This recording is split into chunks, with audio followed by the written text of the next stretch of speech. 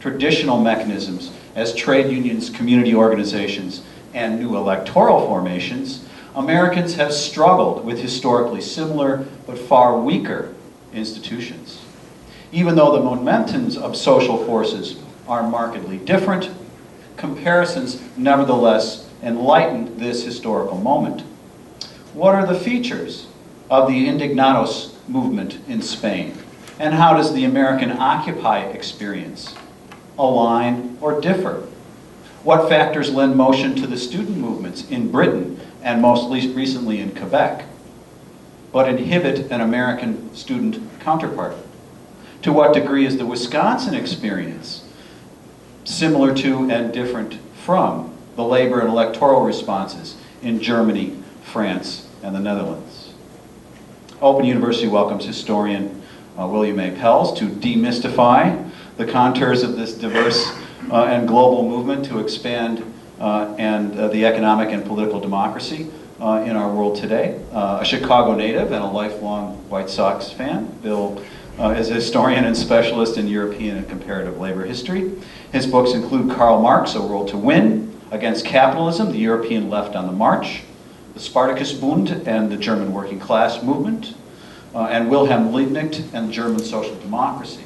His articles and scholarship have appeared in the American Historical Review, Film and History, German Studies Review, International Review of Social History, 20th Century Communism, Journal of European Studies, Soviet Studies, Science and Society, the International Labor History Yearbook, and many others he has widely published. Next year, Pluto Press will publish his forthcoming book on the history of the European working class. Please welcome Bill Pelz.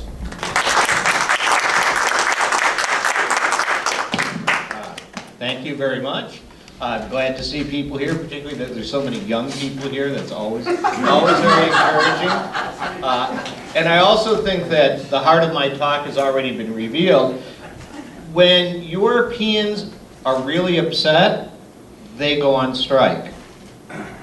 When Americans are oppressed, messed over, and upset, they go to Facebook or online petitions.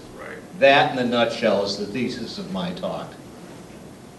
So now we can have discussion. No, okay. You would think that this would be a time when the common people in the United States would really show some fight back. After all, everything that's been happening to them. And it's not that people aren't aware. According to a recent poll, 66% of Americans think that there is a, quote, very strong or strong conflict between the rich and poor. This is up from 2009. Tensions between classes are, according to all the surveys, at a quarter-year high. But, and this is interesting, 43% of Americans surveyed still think the rich got that way, quote, because of their own hard work, ambition, and education.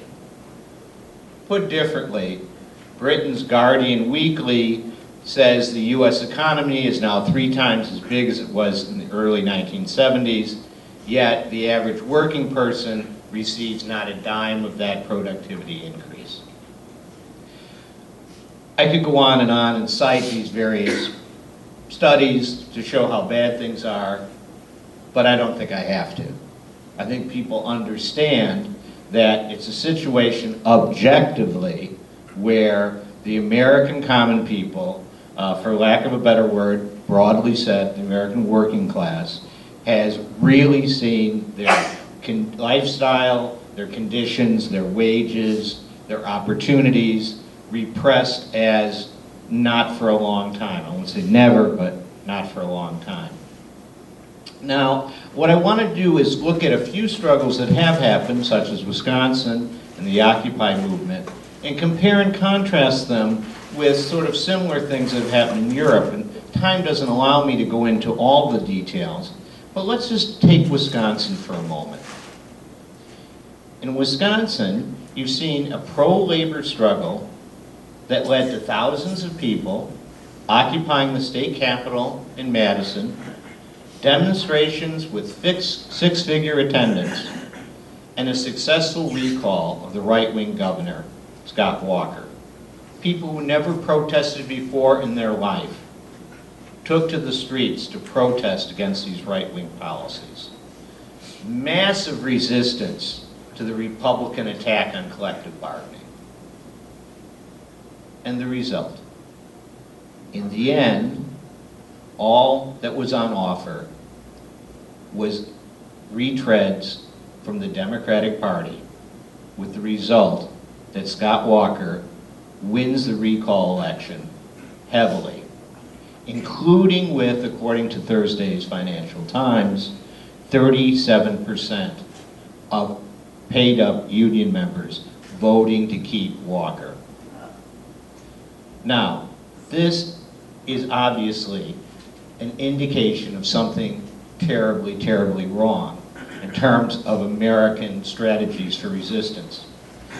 Meanwhile, let's go to Europe for a moment. In the past 3 years, there have been general strikes, not rallies, general strikes where the workers don't go to work, where the workers close everything down, not online petitions, where people move on to the next page and sign in, but actual strikes closing down entire countries. Strikes that, although maybe for a day, show the real power of the common people. The first major strike was in Portugal in 2010.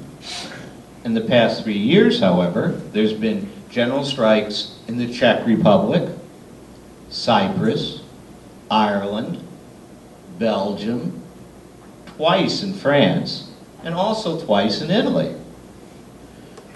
3 times in Spain, and several strong regional strikes shutting down whole parts of the Federal Republic of Germany. Oh yes, let us not forget Greece. In Greece, there have been 18 general strikes in the last few years. In Wisconsin, trade unionists circulated recall petitions, a tactic that no doubt caused Wall Street to shudder in fear, and resulted at the end of the day with Governor Walker being elected and having more credibility than he had before the recall. This is indicative of a big problem in terms of popular responses. Now let's look at the Occupy Wall Street movement. I'll be the first to admit it's a wonderful spontaneous reaction to the horrible looting of the Commonwealth by big business. Occupy has reframed public discourse and moved the political agenda so that many now realize that there is a 1% who have little, if anything, in common with the 99% that make up the rest of the American population. This remarkable movement has been created with imagination, courage, and new initiatives. Yet, what alternatives concretely have they or can they propose to win? Not good wishes, not good intentions. What concrete strategy has evolved that will allow them to win victories? Meanwhile, to the north, there's a place, most of you may not have heard of it, it's called Canada. And in Canada, there's a place fewer you have heard of, even fewer have heard of. It's called Quebec. In Quebec, they speak French. We know what that means. And most recently, what that means is that hundreds of thousands of students have resisted a tuition increase. A tuition increase which would still allow them to have the lowest tuition in North America. But regardless, they say education is a right, not a privilege. And Quebec, unlike English-speaking Canada, boasts 30% of its student body with social origins from the working class. This is an important overlooked factor you do not hear in the American press, that the Quebec students in colleges and universities have the highest percentage of working class students anywhere in Canada. Now, what does that mean? That means that in Quebec, the strike has been fighting and the movement, not just for specific student demands, it has gone beyond that and is hooking up with other dissident elements, such as radical trade unions. And there's the possibility, as we speak, as we sit here, that the Quebec movement might be able to ultimately move into a situation of a sort of general strike, leading to perhaps, some people would like to see, a movement for an independent Quebec, but an independent Quebec that would be based on a completely different economic basis. Now, again, I'm not predicting that will happen. The forces of co-optation and repression are very strong. However, it's interesting that when the students were told their strikes were illegal, they were told they had to go back to class.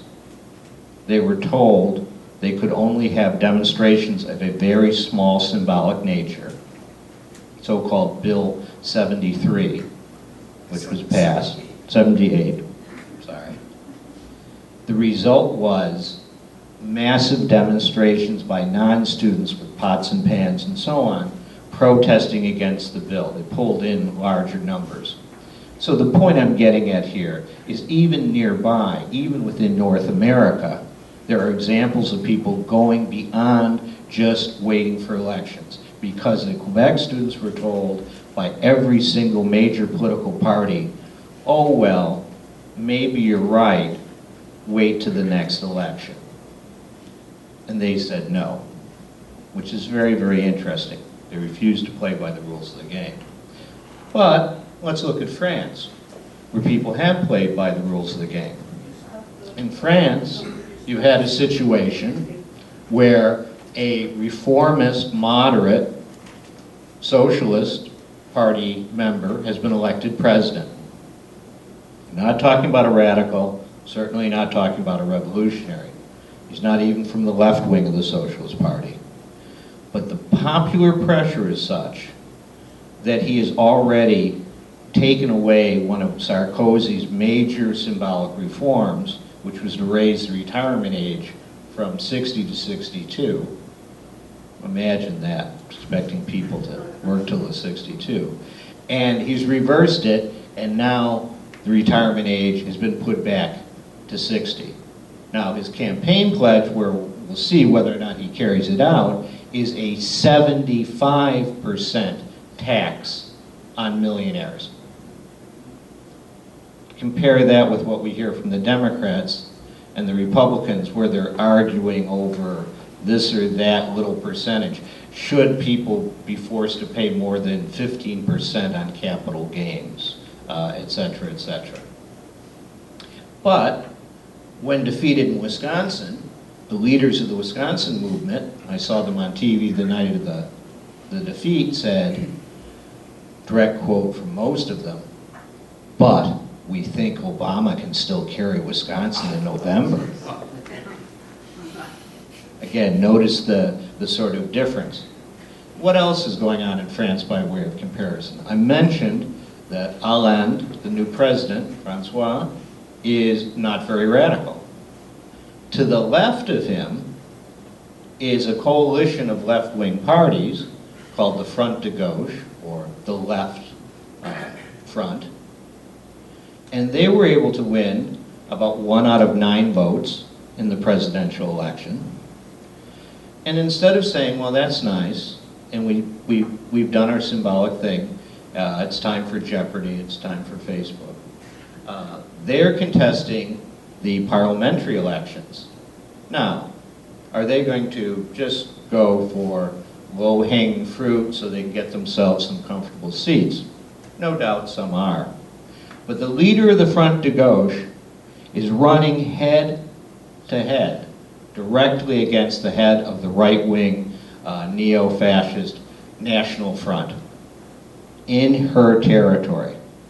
In a territory where at the start of the election campaign, she was given a 2-to-1 edge.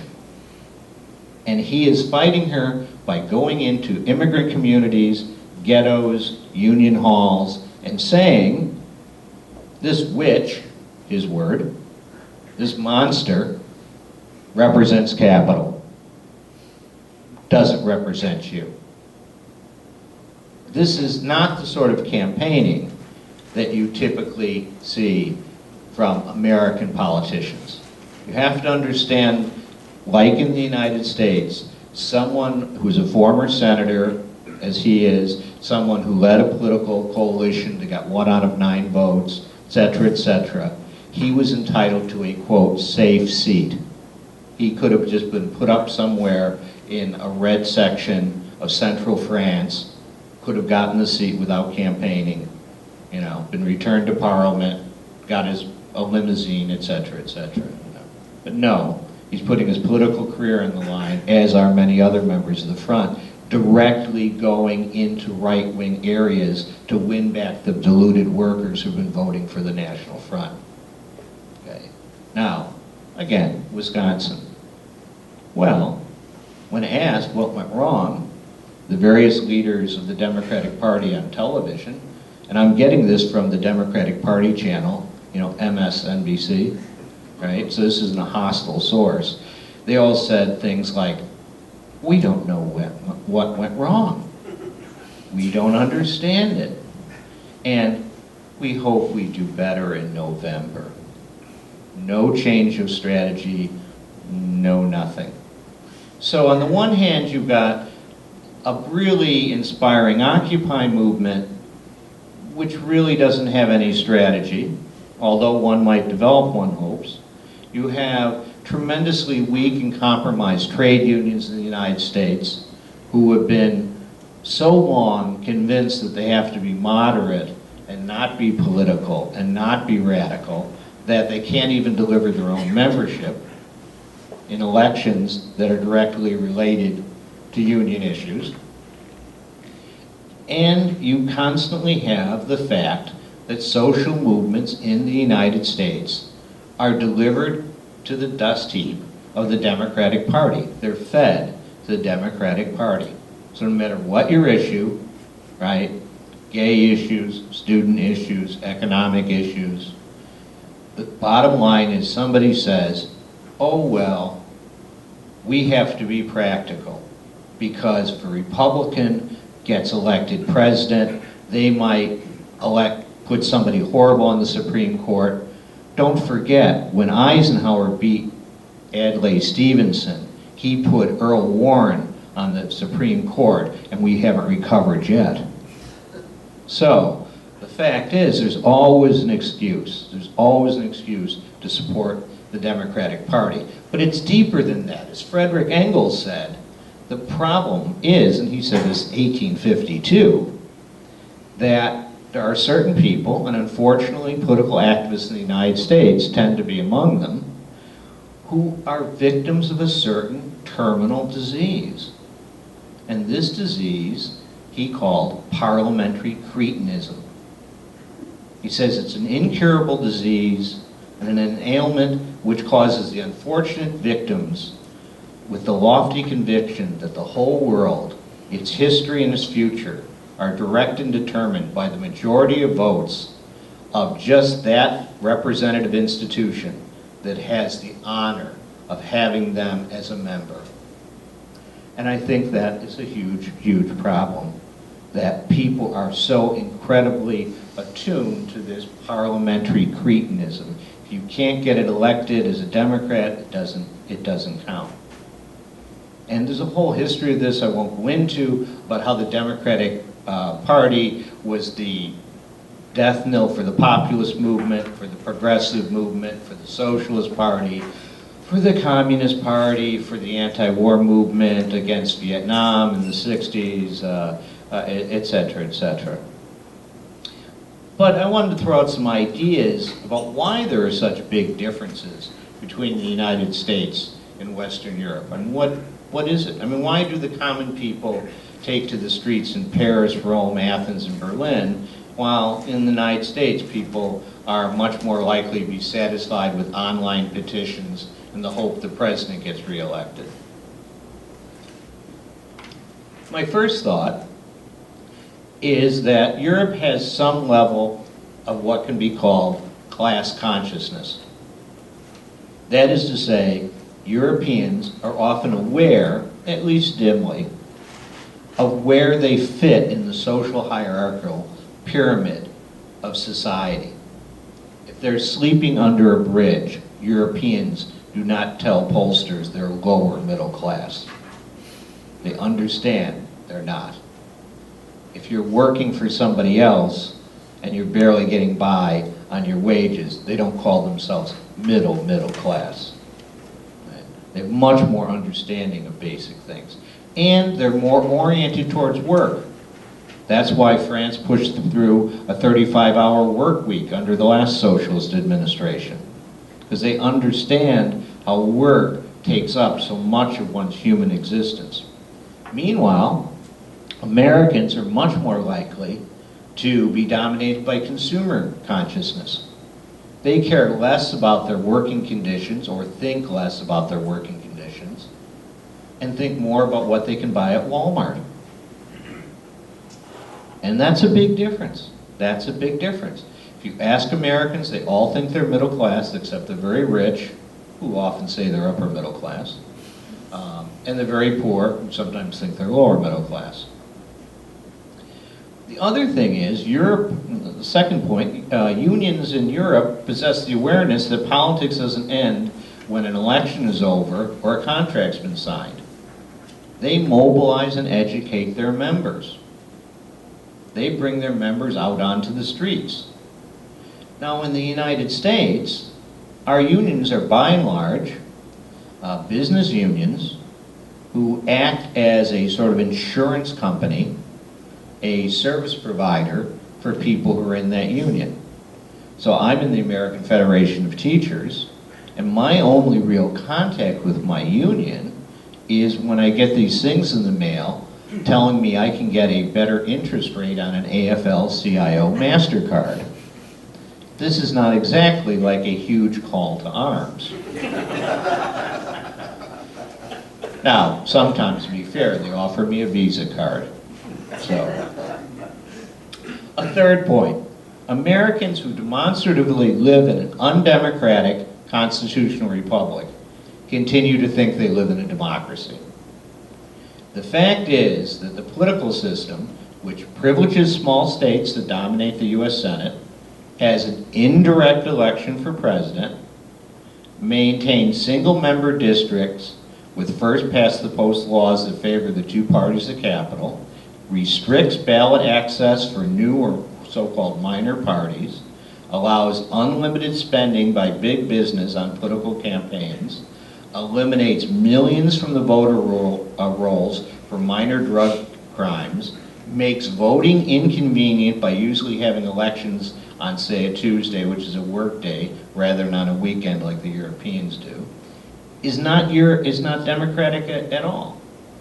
In other words, the whole system, in little things and big things, is set up to be undemocratic. Because remember, when all else fails, and the people elect the wrong person, we always have the Supreme Court. What was Bush's elections figure in 2000? 5 to 4? 5 to 4, yeah. 5 to 4, right? I mean, you know. In no European country in the West I can think of would 9 appointed for life justices be able to determine who was president or prime minister. That just could not happen in a European country as it stands now. So the point is, Europeans have far more fair and democratic election laws, with the possible exception of our mother country, the United Kingdom, that allows dissident forces to find expression in the electoral arena.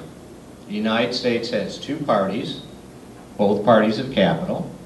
So elect one party, you get NAFTA. Elect the other party, you get NAFTA. Elect one party, the government's going to be run economically by Goldman Sachs. Oh, but if you elect the other party, the government will be run by Goldman Sachs.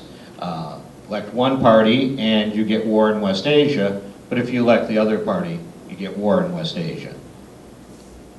And so, you know, the old saying is Tweedledee, Tweedledum, there's not a dime's worth of difference in them. Now, that's not to say there aren't plenty of things wrong with political parties in Europe. There obviously are. But first off, I'd point out they're political parties. You have to join these parties. You pay dues. You have to sign pledges, whatever that's worth, saying you agree with the program. The candidates in Europe are chosen by people who have shown financially or through attendance at meetings some form of commitment to the party. They are not chosen by random individuals who wander into the polling place having just seen some commercial that convinces them someone is a bad person so they should vote for the other guy. So they actually have political parties. And they also have political parties that at least nominally are based on a tradition on the left. At least nominally are not parties of capital. They may in fact, in many cases, compromise and become no better than our Democrats or Republicans. But at least there's that tradition of being able to say that. And in every single country beyond the mainstream social democracy, there are left-wing forces. Look at Greece, right? When the Social Democrats of Greece, PASOK, finally bit the bullet and made their final sellout of the Greek working class and said, yes, you may loot them. Yes, you may rape them. We give in to the European Union. Okay? We're only being realistic. They saw their support collapse, and the voters turned en masse, the PASOK voters, to a new coalition of radical groups, which is scheduled to come in either first or second in the next elections, depending on how things go. So the European reaction is to fight back, electorally, fight back in the streets, fight back with strikes. Americans have outsourced all this to, Rachel Maddow. So I don't have to get upset. Rachel will do it tonight on the news, right? I don't have to march. I can sign an online petition, right? Let someone else do it. And when all else fails, the Democrats will be better.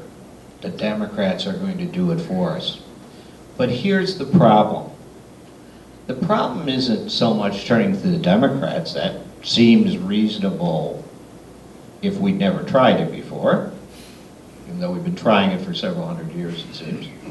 But let's say, like in Wisconsin, you don't get rid of the Republican, or on the other hand, you get rid of the Republican and it's replaced by an equally loathsome Democrat who doesn't do much for you that the Republican wasn't going to do to you.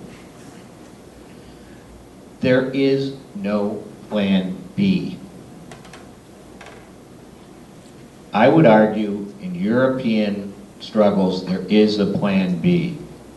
Plan B might be a general strike, might be a massive campaign, it might be a number of things, but there are plan Bs. In the United States, when unions lose, they shrug their shoulders and say, oh well, maybe next time. Right? There's never a plan B, because a plan B might mean going beyond the law. And Americans are afraid of anything that smacks of illegality.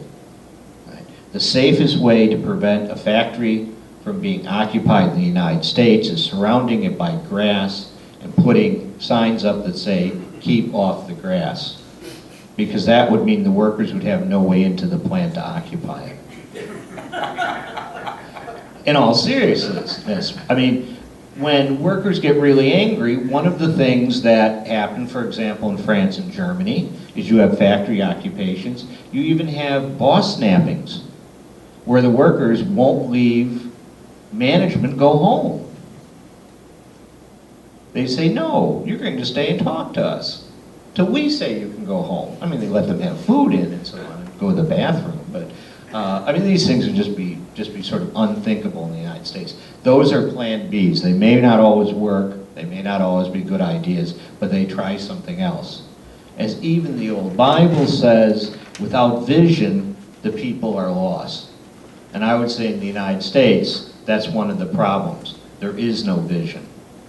So until and unless the 99% in the United States realize that they must struggle, and that this struggle has to go beyond conventional trust in the Democrats, the struggle has to go beyond conventional use of Facebook and online petitions and so on, I'm afraid that the fat cats in Wall Street will continue the class struggle, which is very, very hot in the United States. The problem is the class struggle is all one way. It's class struggle from above.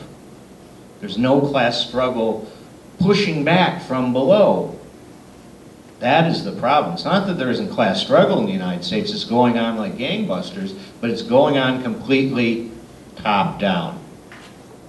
So what can we do?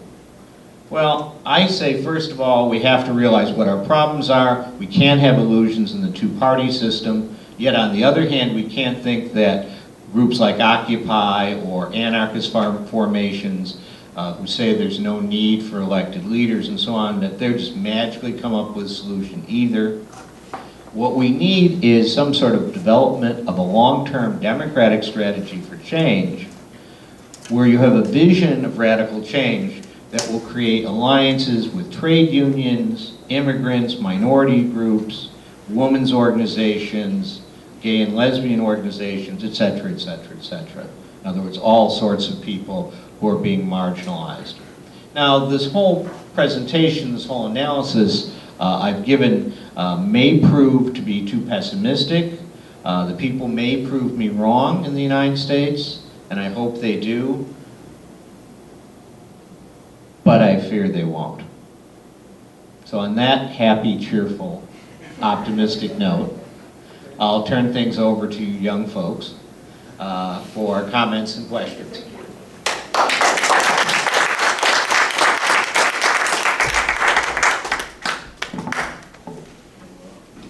Thank you for such an overwhelmingly optimistic account. I have two questions.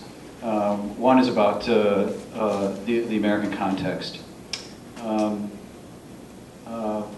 I think one can see in the 50s, 60s, and 70s a significant growth of division between trade union leadership and trade union membership over a variety of social justice issues, not just the Vietnam War. And since 2000 or so, you've seen similar kinds of divisions between the rank and file, if you will, and which seems to be more militant and perhaps more radical politically, and a leadership that, as you noted, continues to be more conservative. I'm wondering if you see those kinds of divisions as being maintained or growing, or if they are something that could spark a renewed movement in ways that it seems to me Occupy has not. The second question is about Europe. It seems to me the elephant in the room here is Germany. And your initial list excluded mass strikes and large social protests in what is the strongest economy and arguably the economy with the largest trade union and historically most militant trade unions. So I'm wondering if you could talk a little bit about the distinction between, for example, the electoralism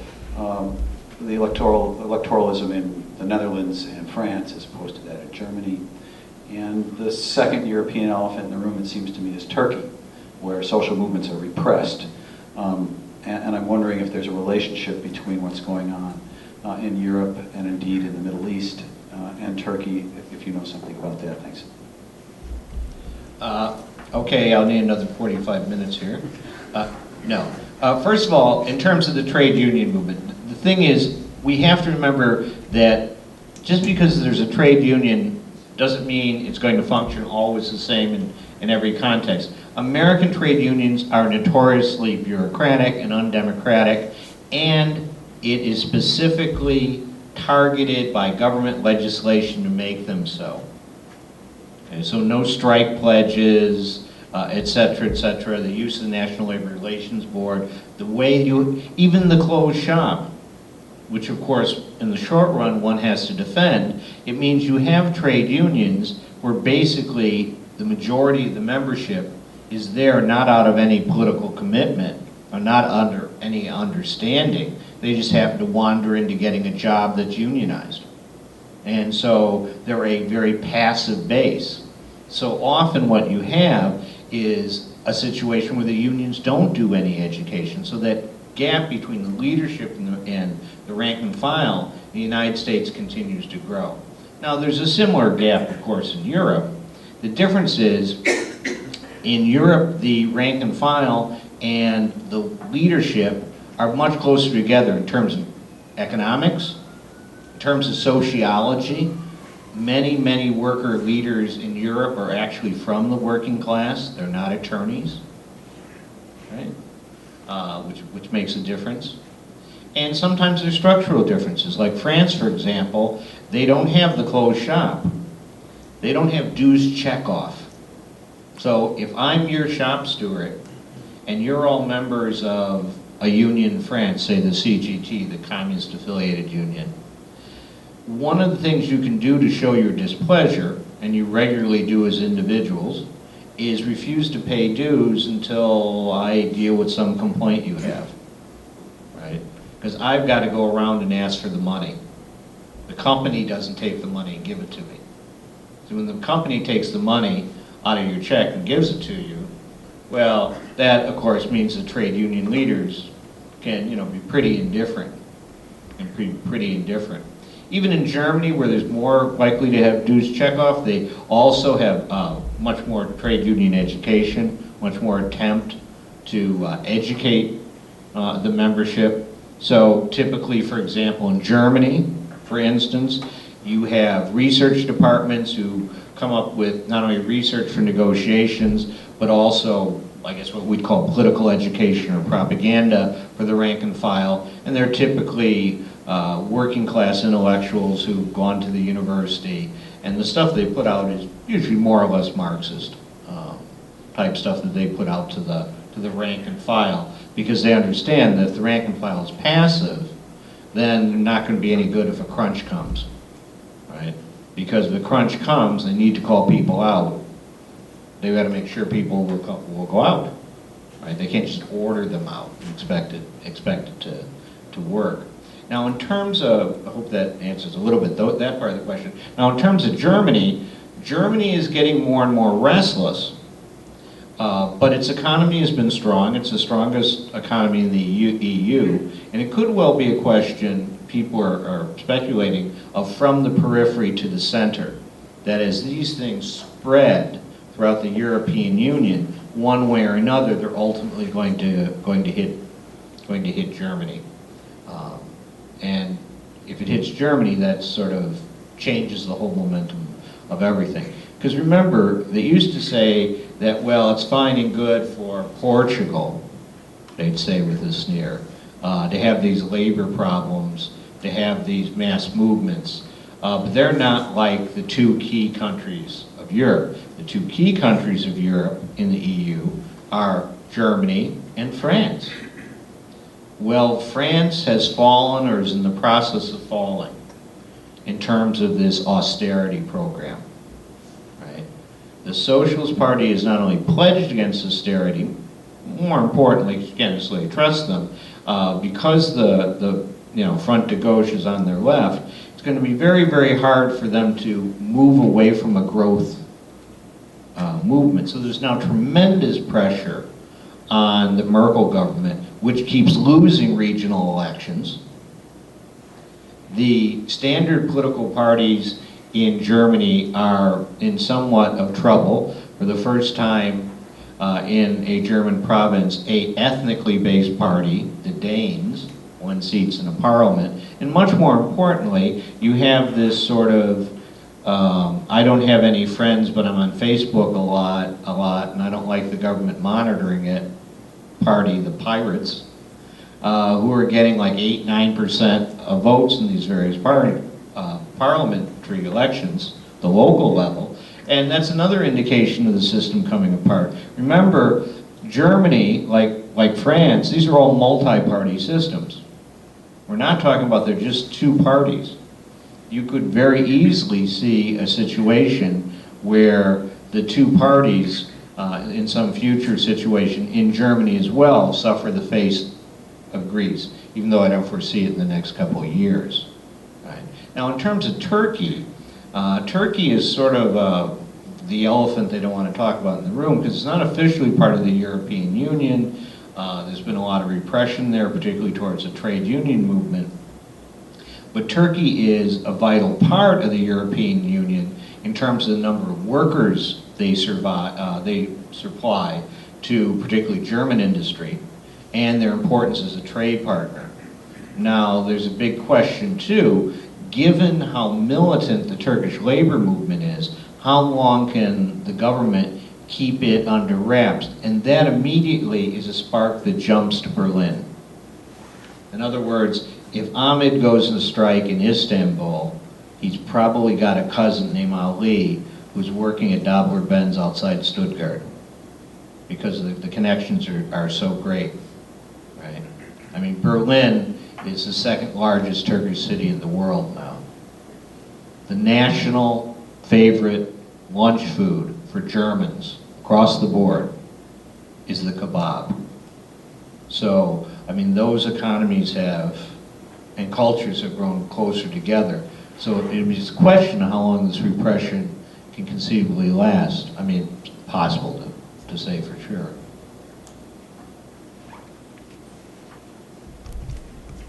Thanks, Bill. I thought your talk was actually wildly optimistic. That's another story. I just wanted to say that one of the great things you taught in undergraduate school was how the infrastructure of capitalism supports the superstructure.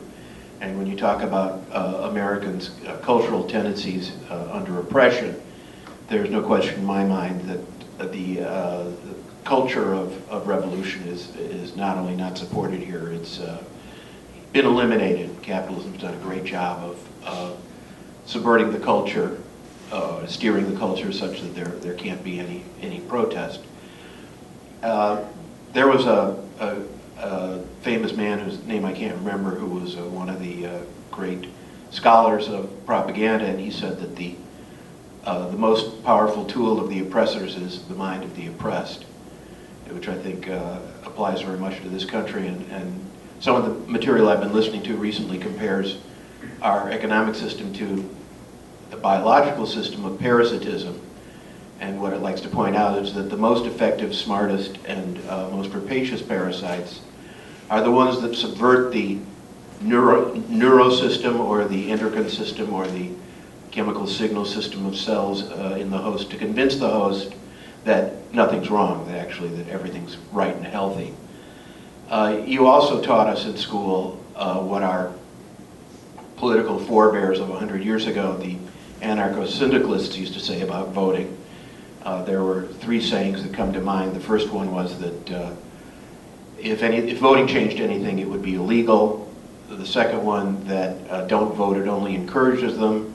And my personal favorite, if God had meant man to vote, he would have sent us candidates. I want to end with a thought I had just before the NATO meeting. There was a Chicago filmmakers show of films about the 1968 Chicago Democratic Convention. And afterwards I was thinking to myself, what could possibly ever get Americans out into the streets?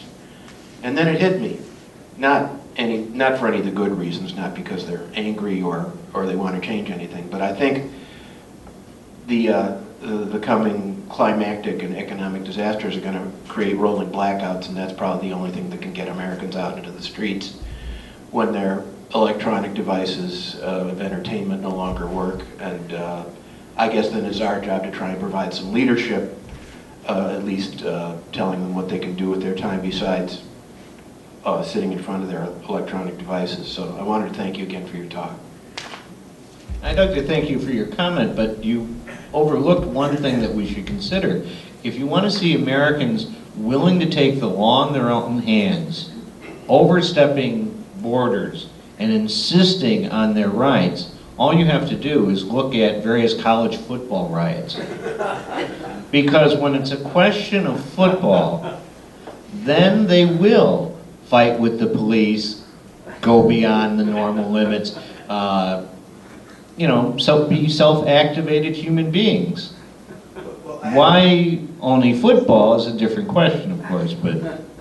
Well, I read some time ago that was also a policy to allow the sports to be the escape or to blow off steam. It was planned. Yeah, to blow off steam. Yeah. Well, you as a Sox fan, talking about the union members in Wisconsin saying, wait till next year, that sounds awfully familiar. Sounds like the Cubs. Thank you very much for the talk, and I hope the youngest person in the room will not be offended if I point him out that we actually do have a very young person here in the back row, and we appreciate his presence. Now, You're the official young person. Yeah, I thought I was going to be offended. No. This might be just way too elementary for this audience, but I am appalled at how the Democratic Party did not want this recall in Wisconsin to succeed. They did everything possible to make sure it didn't succeed, and in fact, one person, I don't know, I don't go on Facebook, so it has to have been some other lefty website, said, I really hope Obama didn't break his fingernail when he did that one tweet the night before the election, and it was the only thing they heard from him. But my friend in Milwaukee was just appalled that Feingold didn't pick up the ball and run against Walker.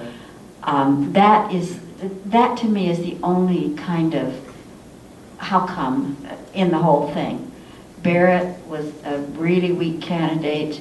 The Democratic Party didn't support it. I just wanted, I don't want to try to analyze that or explain it. I'd much rather have you talk about how the Democratic Party was so against the recall. Well, I think they were so against the recall for a couple reasons. First of all, their whole strategy is don't make no waves, right? No, don't back no losers. The recall was obviously, by its very nature, an uncertain process. So somebody like Obama or Biden or any of these fellows didn't want to associate themselves with a potentially losing cause. So that was one aspect of it. But more deeper, as I think you hinted at, this was something they didn't like because it was, had this horrible smell of democracy, small d. And that is, people took things into their own hands, forced this recall. Because remember, if you can reforce a recall of a Republican governor, you could just as easily force the recall of a Democratic governor. Which happened in California, the Democrat won. Right, exactly. And they don't like this. They want to keep, push the genie of the popular masses back in its bottle of the two-party system. Because this is a threat. This is a threat because if the unions won, if the people won, the students won, the common people of Wisconsin won, however you want to look at it, if they won in Wisconsin, particularly if they'd won decidedly in Wisconsin, that would embolden people throughout the country to, if not go outside the political system directly, like forming third parties and so on, at least go to the very gray areas of the political system and challenge people. I mean, what about recalling King Emmanuel, right? I mean, what about a lot of things? Well, nobody's going to really talk about it after Wisconsin, but because there is something, French use the word contagion, the whole idea that when people get an idea, it sort of spreads. The power of example, I guess we would say in English, right? Speaking, we are not the 99%. Because how did Emmanuel get elected if we are the 99%? That is just a contradiction right there. We are a small group of mostly white, educated people who are just not pretending to be the 99% when we're not. Well, I think the expression 99% refers to objective economic reality. I mean, you can think you're, you know, a Klingon if you want to. I mean, in fact, some people have gone to the bother of learning Klingon, as I understand it. But that doesn't actually mean you're a Klingon, right? So you might think you're a multimillionaire. You might believe you're a multimillionaire. You might vote as if you're a multimillionaire. However, I suspect you're probably not a multimillionaire. So the 99% refers to objective reality, not the various goofy ideas people get. Yeah, I'd just like to mention a few things. For example, during the Love Canal debacle, people kidnapped officials from the health department and an environmental EPA. The President of the United States gave them assurance that they will be taking care of their complaints and there will be not consequences, legal consequences. The reason he did that, because at the same time, there will be people retained in Iran, in the embassy, by students there. And I think that he didn't want to demonstrate to the world that we have the same. But these people did what you say we don't do. It was extreme conditions, but if we push, or if people are pushed that far, I think people will do. So we need something that is strong enough against. Jared Diamond wrote that Germ, Guns, and Steel, and I think it's something to be look into that. Is our situations due to some underlying geographic and historical and social things that keep us in this way? Because it's not sustainable as I see it. I think it's leading to a big upheaval, maybe the breakup of the country. I mean, really big consequences. So what is it that it keeps us in this state of dormitude or torpitude or something? Anyway, that's... Well, I think that there's a problem, this is true in many, many countries in the world, if not everywhere, but it's particularly pronounced in the United States because of our media culture and everything else, is people go for symbolic actions and therefore they get a certain psychological reward for doing something symbolically. Like when I first heard about Occupy Wall Street, you know, simple-minded red that I am, I thought Occupy Wall Street meant they occupied Wall Street.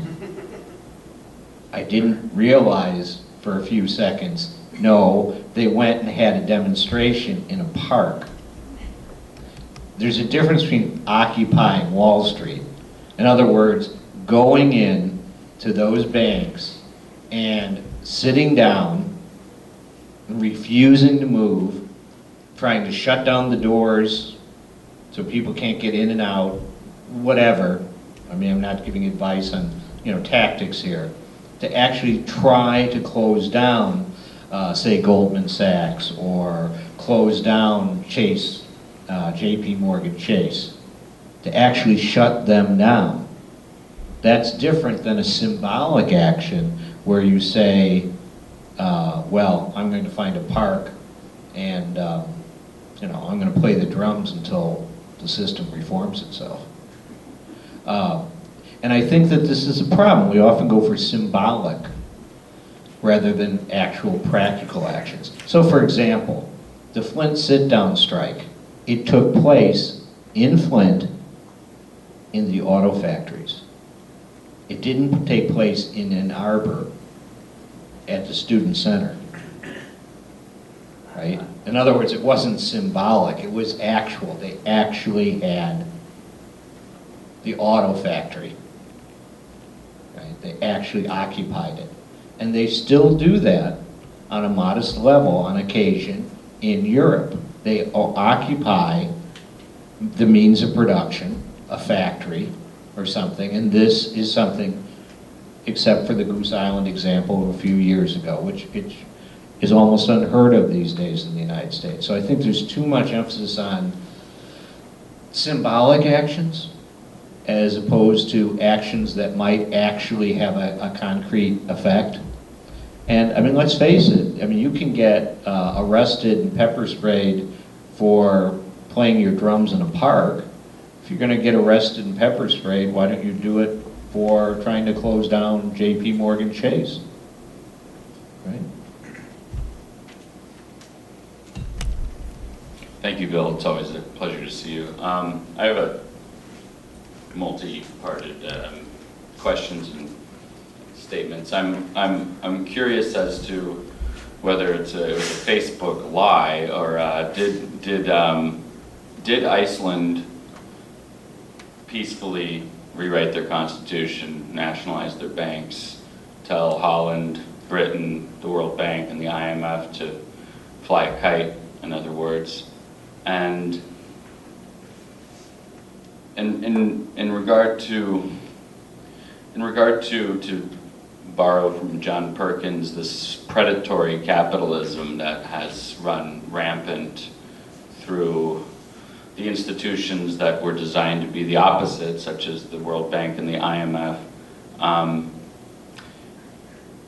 it seems from a brief survey of research into the economics of piracy, terrorism, and the war on drugs, very easily identifiable with NAFTA putting 1.5 million farmers out of business by our corn dumping and subsidizing of corn to sell it for less than it costs to produce, dropping corn by 70%, and the majority of those who are narco traffickers, quote unquote, were farmers. And then, of course, you know, Hillary Clinton's like, let's spend $700 million a year so that we can subsidize our weapons and sell them to Mexico. So it seems that all of these euphemisms are the resistance to poverty. Now, I was so happy to hear you speak about the need to create education and coalitions between marginalized communities. And Chicago is probably one of the best models to do so because of the internationalness of this city, where we have 200,000 undocumented immigrants from the Philippines, just one community. But the fear and the consent through our consumerism that has taken over people's thoughts and existence, how do we take that? I mean, I feel like the Department of Homeland Security, they want people to take to the streets violently because we know how to stomp that out. But it's civic engagement and education. But with that being said, it seems like what do we do? How do we change our two-party system? I mean, is it by third-party systems, or do we just simply vote out all our incumbents and have a crowdsourcing similar to what I believe, unless it was a Facebook lie, Iceland did, which is really bring people together and in a sort of Socrates way, put those people who don't want to do it, have them do it. And I'd be very interested to hear what you have to say. Thank you. My understanding about Iceland is the same as yours. And I think that speaks to the larger issue that you hit upon, and that is that there's a certain sort of ideological hegemony, is the phrase, a certain tyranny of certain ideas that we have in the United States. They keep telling us that, oh, you can't do that, oh, you can't do that, oh, that won't work. When you talk about elections, I don't think I would ever suggest there's one tactic, right? I mean, obviously voting people out of office could be a fine thing. Problem is, so often the people who replace them are no different. And you're absolutely right, marching down the streets when the riot police are waiting is probably a far less effective technique than if people happen to accidentally have a sledgehammer and take out a parking meter every day.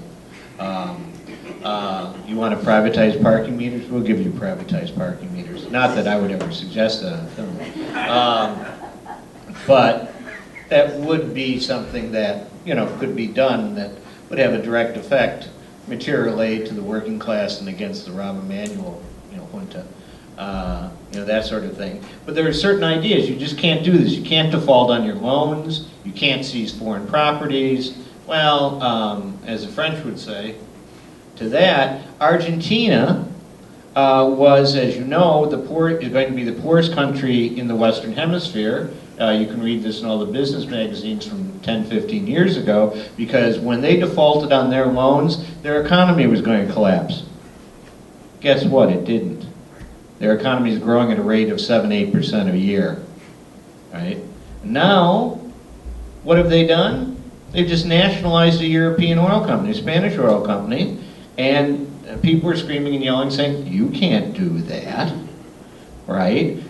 What makes you think that the oil in Argentina belongs to you, right? Well, they have done it, and of course, you can read The Economist. Don't have to trust me. Immediately upon seizing that oil company, the Argentinian economy was going to collapse. It hasn't, right? So, I mean, I think one of the things that happens is we get a certain set of blinders on from the media that tell us what we can and can't do. Yes, we can vote for Tweedledee or Tweedledum, but we just can't do certain other things. It's just not possible, right? Just like the civil rights movement was told, well, you can't sit at that lunch counter. There's a law that says you can't do that. And God knows we have to follow the law. Well, I mean, there are many lunch counters, sort of metaphorically speaking, that people could sit at. There are many different ways people could fight against things in order to change the agenda, in order to make people realize what is going on. And I mentioned the parking meters not in a joking way, because that is a good example of a 99% issue that I think most people understand. I think most people understand when they sold those parking meters, they were selling us out. I mean, that's something I think very concrete. You know, they sold our parking meters, don't let them sell our midway. They sold our parking meters, don't let them sell out our schools. I mean, I think these are sort of issues that, you know, resonate with people. You know, you don't have to be a great theoretician to realize you're being screwed with this privatized parking meter nonsense, right? Or what will happen to you if they start selling off our airports, or sell off our water, right? Or the CTA, or anything, right? They sold a high bridge already. Right. 5 years ago. Exactly. So that's the sort of thing that I think is important. Yes, Skyway is important in terms of trying to get people to think outside the proverbial box and give them examples, Iceland, Argentina, what have you, of places where they've done that and the sky has not come collapsing down on them. Well, in Iceland, I don't know how we did that, but in Argentina, the powers that be, United States, France, Spain, and so on, they say you couldn't do that because we are going to attack you, and they are attacking Argentina. They are taking the money out of the country, they are preventing companies from going there. I mean, this is a long fight. Oh, they're going to fight. Oh, it's a long ways over from being over. But if you never fight, you never have the possibility of winning. I'm not saying every time you fight you win. Sometimes you lose, right? But the reason that Argentina went up a little bit was because this power that be didn't have the power to intervene at the time with the wars going on and all the other things that were going on. So I don't know how it would turn out. Mm-hmm. Thanks for a great talk. We should have many more like this. I would like your comments on, somebody commented on Russ Feingold. And this to me is a problem with the Democrats. We take these phony symbols. Russ Feingold at a group meeting in Madison told a group of people, one of which was my daughter, that the great enemy of Israel is the anti-Zionist Reform Jew. He made that comment. Number two, he said that Walker was brilliant, that he was brilliant. What has this fraud said? What has he done to help the people in Wisconsin whose rights are being abrogated? He's done nothing. The answer is nothing, and he never will do anything. He is basically a moderate Republican in Democratic clothing. And I just want to comment further, he mentioned foreign policy. We were at a talk, Ernie and I, at the Architectural Institute this past week, Wednesday, and I was telling him that I would never vote for Obama. There is no difference really between him and Romney. And this lady was angry and turned around. Well, what's the alternative? I said, there is none. I vote my conscience. So she said, well, what about the woman's issue? I said, yes, that's a good point. But speaking of women, how about the drone missile that killed 16 Pakistanis just the other day, 11 of which were women and children? I was in the West Bank in '08, and we went to the checkpoint at Gaza, and there were 8 women in their garb who had been sitting there for 30 hours. 30 hours were not given a pass into Gaza. What about those women? How about the women in Afghanistan who are suffering because of our bombing and our terror? I won't mention Bahrain, I won't mention Yemen or Somalia, and now it's going into Nigeria. Well, of course they have oil. Well, what about the women there? They don't count. They're nobody. They're Muslim, they're Arab, they're not white, they're not Anglo. They don't matter. Any comments? Well, yeah, I mean, I think you're absolutely right. And on the Feingold thing, I think this is the other sort of wish fulfillment type idea, is periodically someone is chosen, and they're chosen by the media, typically, to be the designated progressive. Okay? So maybe it's one little thing they did, and you know, they had some quirky thing where they didn't vote with their party, or they proposed something or other. So, for example, you had, you know, on the one hand, the Republican side, you had this senator from Arizona, right, ran for president. He was designated as the maverick. Feingold was designated as the progressive, right? And it doesn't really matter what their actual voting records are or aren't, right? That's the image, right? And now once they get that image, they often find that that's a useful niche for them to raise funds, to get supporters, and so on, so they go along with it. There's often absolutely no reality whatsoever. I mean, Richard Nixon decided he was going to run as the anti-war candidate in 1968, right? Because that was convenient, right? So it's Johnson. So did Johnson. So did a lot of people. So I mean, you have this now in terms of this lesser evil business. I mean, you know, if you vote for a lesser evil, you're always going to get an evil, right? Or as Malcolm X said, every time they, you know, want you to go with the fox, they show you the wolf, right?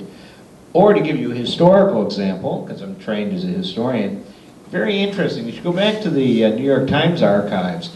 Before the Axis Treaty, there was a period of time when Hitler and Mussolini were in competition over Austria. And at one point, Mussolini sent his very best elite mountain division to the Italian-Austrian border to tell Hitler to back off. Read what the New York Times and all the American papers had to say about how wonderful Benito Mussolini was and how he was going to save us from Adolf Hitler. And that's sort of the, in my mind, a good analogy to our situation. there's always some, you know, predator drone dropping, mass murdering type who poses as not quite so mass murdering as his opponent. You know, I mean, Mussolini, I mean, he was very popular. Most people don't remember it, although in this audience it's probably common knowledge. We don't have a 7th Avenue in Chicago. Why not? Because during a propaganda stunt, Mussolini sent his Air Force around the world to impress people with Italian air power, and they set up a propaganda rally in Chicago where they had 100,000 plus fascists at Soldiers Field. They took 7th Avenue and named it after this guy, Balbo. It's not the guy who claimed Pacific for Spain, it's Italo Balbo, the head of the Italian Air Force, who had this nasty tendency of pushing Ethiopians out of planes without parachutes. And they also have a column, interestingly enough, right next to the monument to the Gold Star dead Chicago policeman. It's an ancient Roman column. And it says in the column, you can still read it despite the wind and rain damage, given to the people of Chicago from the people of Italy under the glorious leadership of Benito Mussolini in like year 16 of the fascist era, since by then he'd abolished the Christian calendar along with his other quirky things. And now that statue's still up there right on Museum Island. And they've never renamed it. I mean, just try to think about it. If 7th Avenue was named Herman Goring Drive, right? You couldn't have that. But Italo Balbo, he was the lesser evil. Where is Evil this? of two lessers. Where is this? 7th Avenue, No, downtown. I know about where Balbo is, but what about this monument? Right by the Gold Star statues, right east of Soldiers Field. Go to Soldiers Field, walk towards the lake. Fascinating discussion, Bill. One thing you said, and this is both a question, comment, if you will. You alluded to in France where one of these left politicians is actually actively seeking out votes from ostensibly what would be Nationalist Front supporters. And I was thinking, and one of the disturbing thoughts that came to me, not that I'm about to vote for Barack Obama, I'm not going to, let alone Mr. Romney, but looking forward is, you know, historically speaking in the United States, if we go back, like, I mean, we could 30 years or more, there's been this, I would suggest or posit that a trend whereby what we see today, the so-called Tea Party movement, these rightists, I think if you scratch the surface, dug a little deeper perhaps, you'd find that a lot of those individuals at one time belonged to labor unions. Certainly not all of them, not the younger ones necessarily, but some of the older ones. And that at one point in time, they might have had somewhat of an, at least ostensibly, an identification with the labor movement itself, if they were, like I say, if they were in a labor union.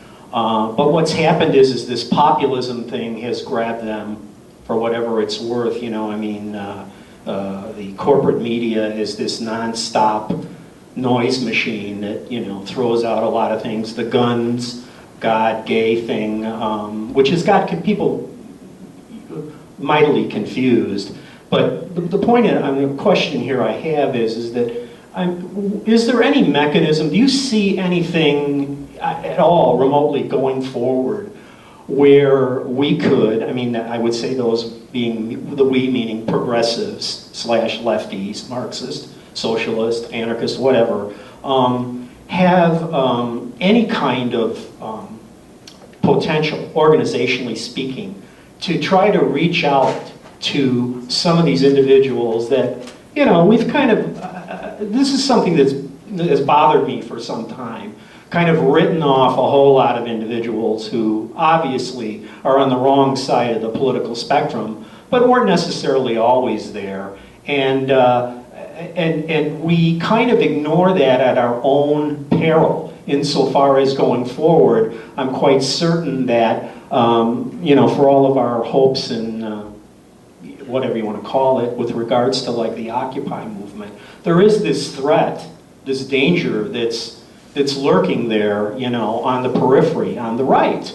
And that if we, you know, again, if we don't try to do something about that, I don't know. I don't have an answer for this, and that's why I'm asking you this question. I mean, do you see anything? Is there any mechanism at all? I mean, is there any possibility, I mean, beyond your being a professor in a junior college in the suburbs someplace, talking to their children, but talking to them directly about maybe trying to pull that back because of their profound disillusionment, if you will, because as I was alluding to earlier, I'm not so sure that they were always so right-wing. In fact, I know, in having spoken to various and sundry people during these years, that it wasn't always that way. They didn't always think that way. Things have changed, and they're not for the better. So I'll let it go with that. And just interested to hear your comment. Yeah, well, if you're going to go apple picking, bring a ladder. What I mean by that is, in American politics, the basic idea is you don't care if people vote, you just care that you win a majority of people who do vote. So a lot of the whole political science of the last 30 years is vote suppression. You run these anti-Obama campaigns, anti-Romney campaigns, not to convert people, but to get people pissed off enough that they don't bother to vote at all. Now, what's that got to do with Bob's comment? Well, there's a lot of potential people out there that if you follow the strategy of the front de gauche in France, let's say, and actually go to people who should be part of your base because they're part of the 99%, but somehow have strayed, and actually take the campaign to them, you've got potential. So if I was in Wisconsin, I would say 37% of union members voted to keep Walker. Who are they? Where do they live? How do we go talk to them? How do we explain to them that if you're in a union, you're receiving protections, benefits, and wages that you wouldn't have if you weren't in that union? So why are you voting for a non-union guy? Right? These might well be people who are union members and also members of the National Rifle Association. You need to take it right to them and say, look, we're not talking about guns, we're talking about unions. We're not talking about evolution, we're talking about unions. No, I mean, seriously. So that would be, right there would be a group to go after. And also when you talk about the Tea Party, you have to make a distinction between wealthy funders of the Tea Party, the people who are making this the right-wing movement it is, and just average people who are drawn toward because they're alienated, they're pissed off, and they're going for anything that moves, right? Because people will go with something when the alternative is nothing. So if the left is seen as nothing more than a bunch of Obama cheerleaders, people who are pissed off at the two-party system will go with the right if they don't see anything else. In other words, people will tend to go with something that moves and has an answer, however crazy, rather than something that doesn't move and doesn't seem to have any answers. Right? So you have to articulate, you have to move, and you have to go after precisely the people who objectively should be in your camp, because therefore you have a basis to try to win them over. I would suggest you shouldn't waste your time on Bill Gates. I could be wrong, but I don't think Bill Gates is going to be one of us. You know, just to concretize this for a moment. Back a year ago, February and March, we were up in Wisconsin and all that stuff. We were going up there every weekend. I think we were up there 3-4 times. But, you know, towards the end, I remember actually grabbing a whole bunch of WAB's leaflets that was calling for the general strike. And, I mean, personally, over the course of a couple hours, I handed out a couple thousand of these things. I had people coming back to me, you know, where do we start? You know, when's this going to happen? Et cetera, et cetera.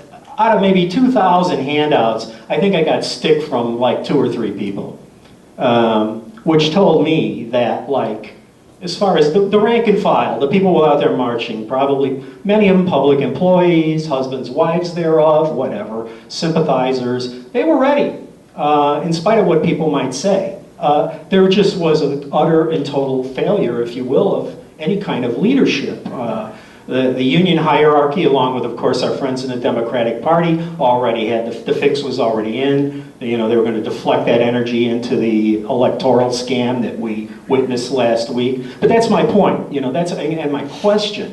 I mean, if the political structure is absent, i.e. we don't have a real viable left, organizationally speaking, movement now, nor is the unions themselves, I mean, there is no PE that's gone on in labor unions for the better part of 50 years, probably, in general. Again, and that's another reason why I think that we get this alienation on the part of these so-called Tea Party types. You know, their position is that, well, I lost my job. Why do I want you to get these benefits?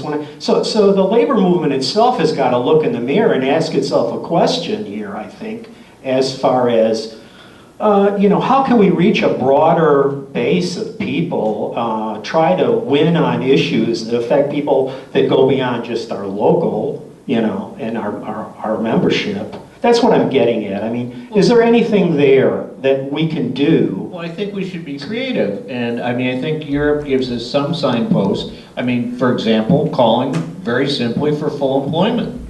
Tax the rich and full employment, right? Make it so anybody who wants a job can have a job, right? Remember, unemployment, I'm speaking here as a historian, is a completely socially and politically defined category.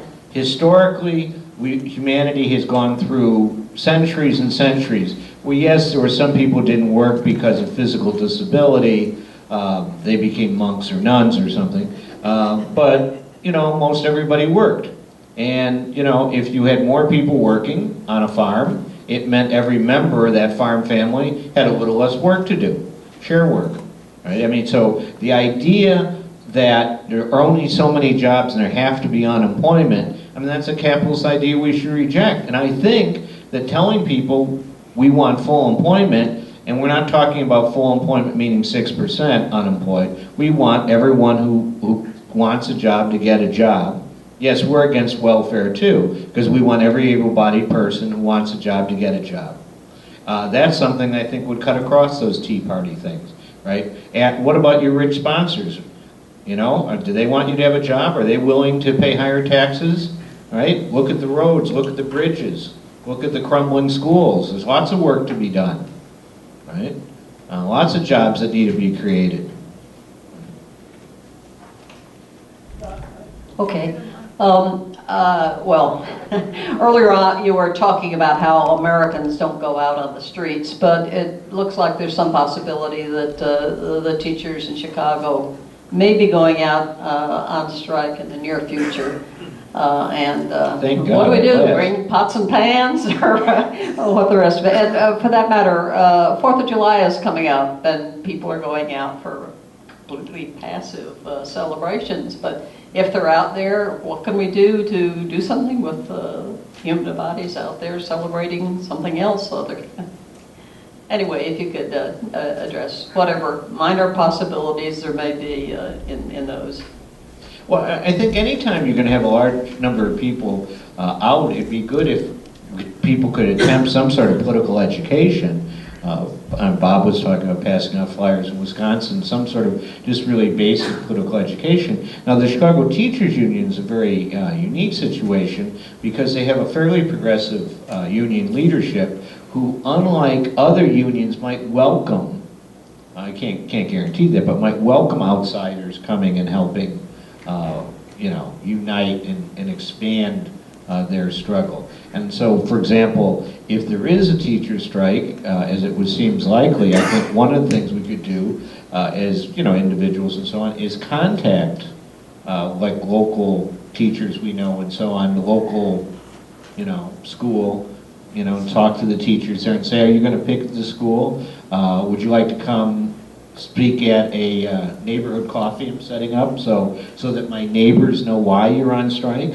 Because one of the things with the teachers' strike that's going to be so important is, you know, Wall Street Incorporated, you know, the Chicago Tribune, which supported the other side during World War II, et cetera, et cetera. They're just going to be all over the teachers. And it's going to be very important for their morale that they get a lot of community support, because otherwise they're going to start having doubts, right? I mean, they read the Tribune too, unfortunately. They watch Fox like everybody else, et cetera, and they're going to be under tremendous pressure to cave. And one of the things we can do very concretely is to say, no, you're not striking against us, you're not striking against the community, you're striking for us. You're striking for the community. And like I said, concretely, you know, if you have an apartment that holds 4 or 5, 6 people comfortably, and you know 4 or 5, 6 of your friends, perhaps some people here, like organize, you know, ask somebody from the CTU to come in and explain the strike, and ask them, what can we do to help?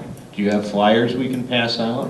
If not, how would you mind if we put out flyers telling people how they can support the strike? Write the newspapers, right? Go, you know, go on the websites, do all that sort of, you know, not very in and of itself important, but in a cumulative way, very important type support. Because you better believe it, the Tribune is going to be flooded with editorials and letters signed by, you know, Joe Reaction, taxpayer, you know, et cetera, et cetera. So you don't want to really flood. I call up the Tribune and complain when they have their blatant anti-union coverage. Say, what kind of coverage is this? You know, you spend the first half of the article giving the city's point of view, then on page 13 at the bottom you've got one quote from Karen Lewis and the CTU. Call up and complain with them, because they're commercial businesses, they're susceptible to pressure, right? I mean,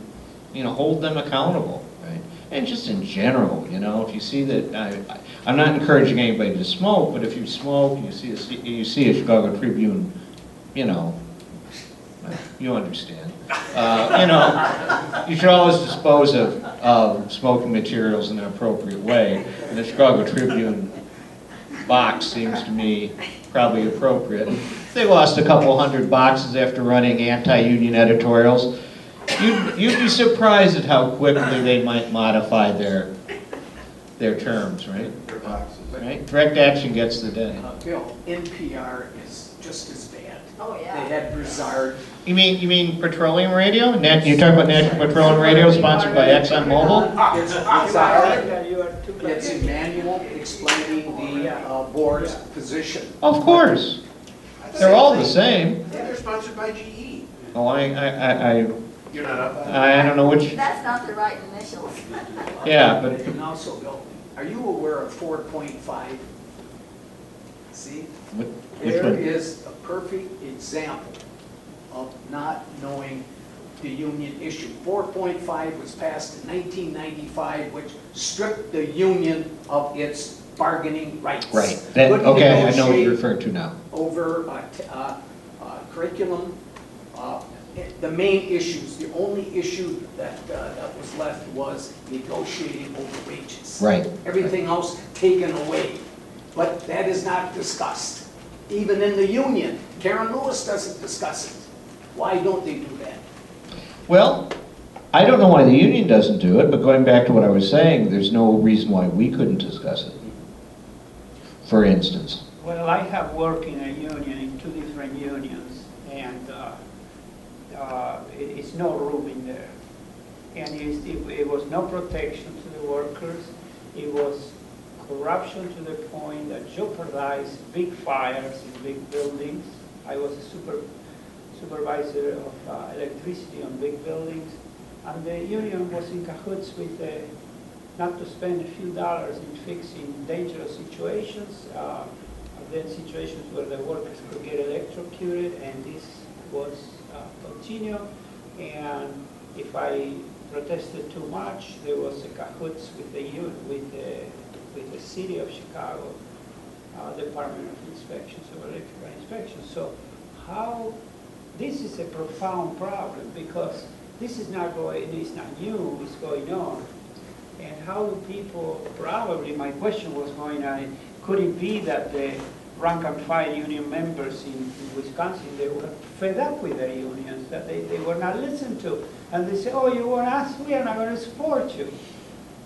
That's why they voted again. I don't know if that is the case, but maybe you can add something. Rank and file union members everywhere, but particularly in the United States, have plenty of reasons to be upset with the union leadership. Again, I don't know specifically about Wisconsin, but that's one of the things that any successful movement ultimately would have to do would be, we would have to have a situation where these rank and file people had some form for their grievances, which might take the form of an extra union community forum.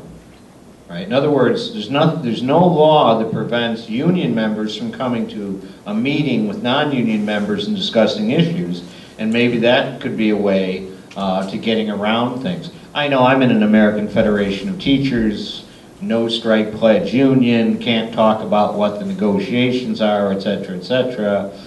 So I mean, I understand very clearly what American unions are like. So this is a long term. And it's a long-term problem. There's no simple solution. And we're running out of time, as I understand this. Is this correct? You're going to do a wrap-up? I would like to say, Oh. go ahead, I'm sorry. We got time for I another would question. like to answer this gentleman. Some school districts have contracts that are this thick, and money is the last item that they discuss. But they spend 90% of the time what the teachers' rights are with respect to the students. On the one that I'm Which involved with. districts? School District 64. Which other ones? What? Which, I belong, 3 districts I worked for, not one. 64 Money was Park the Ridge main and issue, Niles. was money. Well, that's always the case, sure. But there were other things that are involved too. I'm not disagreeing with you, but there's a lot of school districts that work at it, and money is the last thing, and that's the thing that they want to stop. If you want to be a pariah, file a grievance. You'll get no support from the union leadership or even your colleagues. No support. The union leadership, AFT, even told me, well, you've got to get help from your colleagues. I mean, it was somebody else filing a grievance. Well, you have to get help. Well, where's the union leadership? They do not stand with the membership when it comes to rights, but by God, they're Joan of Arc when it comes to money. Well, I think that goes back to what I was saying originally, and maybe a way of summing up, is if you had class consciousness, you'd obviously have an interest in controlling over things like working conditions and so on. But when you have a consumer consciousness, it's much more, like purely focused around paychecks and how much crap you can buy from slave labor shops in China at Walmart, and so on and so forth. Just to end on a little story to show that I'm in the same boat as you guys are, I got stuck with more students in one class than the contract called for, filed a grievance, a month later, got a paycheck, no problem. So, good union. Bad union, on the other hand, I'm fighting a year-long struggle, and I'm not trying to look for help. This is my own peculiar problem. The administration claims I have, quote, too many books in my office. And when I asked the head of the union for help, her response was, you have too many books in your office. Why don't you take some home? And I said, I'm a history professor. I actually refer to these books.